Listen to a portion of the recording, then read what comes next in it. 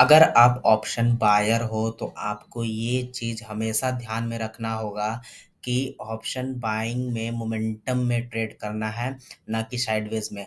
पिछले 2 दिनों से मैं कोई भी ट्रेड नहीं लिया हूँ क्योंकि मार्केट यहाँ पे फर्स्ट कैंडल के बाद साइडवेज हो रहा है और मैंने यहाँ पे अपने सेटअप के इंतज़ार में बैठा रहा, लेकिन कल भी मुझे कोई ट्रेड नहीं मिला और आज भी मुझे यहाँ पे कोई ट्रेड का अपॉर्चुनिटी नहीं मिला है। हाँ, मैंने एक ये लाइन ड्रॉ ज़रूर करके रखा है 48,118 के आसपास। अब इस लाइन को मैंने क्यों ड्रॉ किया है, इसके पीछे का रीज़न क्या है, वो मैं आपको बताता हूँ। इसके लिए हम लोग चलेंगे 15 मिनट टाइम फ्रेम पे और 15 मिनट टाइम फ्रेम पे जाके अगर देखेंगे, तो यहाँ पे ये एक लाइन हम लोग अगर ड्रॉ करें यहाँ पे 48 देखिए, यहाँ पे अगर यही लाइन है, यहीं पे अगर मैंने ड्रॉ किया तो यहीं से बैंक निफ्टी पिछले 15 तारीख से, हाँ, 15 तारीख से इसी के नीचे बैंक निफ्टी क्लोजिंग दे रहा है। तो ये एक इम्पॉर्टेंट लाइन था और एक चीज़ मैं आपको और दिखाता हूँ यहाँ पे 5 मिनट के टाइम फ्रेम पे चले तो, ठीक है?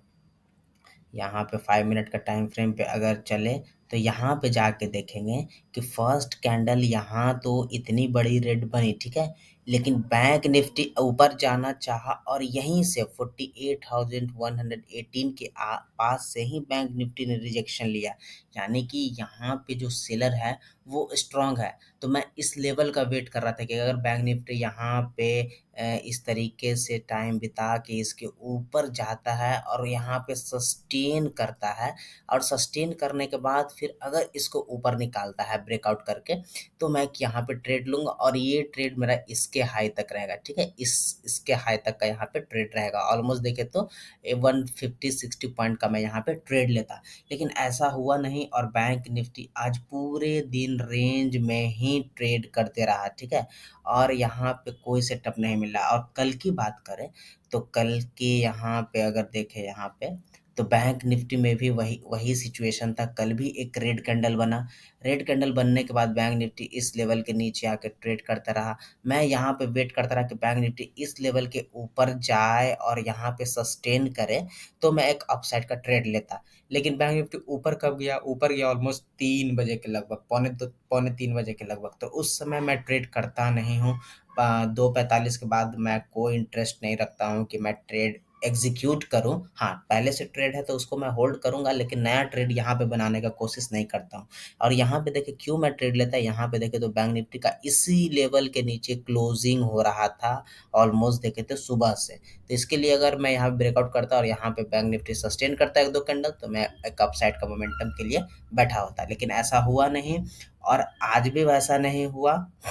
तो ये हम लोग को बहुत ध्यान रखना है कि कैपिटल बचाना बहुत ज़रूरी है। कोई ख़राब ट्रेड ना लेके यहाँ पे लॉस करने से बेहतर है कि कम से कम शांति से यहाँ पे बैठे रहें। कोई ट्रेड नहीं है ऑप्शन बायर के लिए, यहाँ पे मेरे लिए अकॉर्डिंग कोई सेटअप नहीं।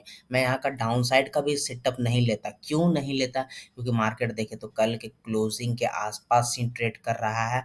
कल के लो और क्लोज के ऊपर ही यहाँ पे ट्रेड कर रहा था मार्केट। इसीलिए मैं यहाँ पे डाउन साइड का मोमेंटम नहीं लेता। डाउन साइड का मोमेंटम मैं यहाँ के बाद सोचूँगा कि यहाँ के बाद है या फिर यहाँ के बाद है, इस लेवल के बाद 47,753 के बाद है, तो मैं एक यहाँ पे एक डाउन साइड का मोमेंटम देखता। लेकिन ऐसा हुआ नहीं और आज भी मैं पूरे दिन यहाँ पे बैठा रहा। ऑप्शन बायर का अगर कोई सबसे बड़ा दुश्मन है, तो वो है ये साइडवेज मार्केट, क्योंकि इसमें बहुत तेज़ी से प्रीमियम डीके होता है, डाउन होता है।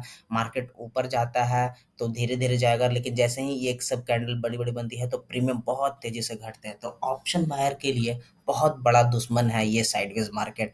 तो आप किस तरीके से ट्रेड करते हैं, आप हमें कमेंट सेक्शन में ज़रूर बताएँ। फिर मिलते हैं एक और नए दिन, एक और नए ट्रेड के साथ। तब तक के लिए आप सभी लोगों का बहुत-बहुत धन्यवाद।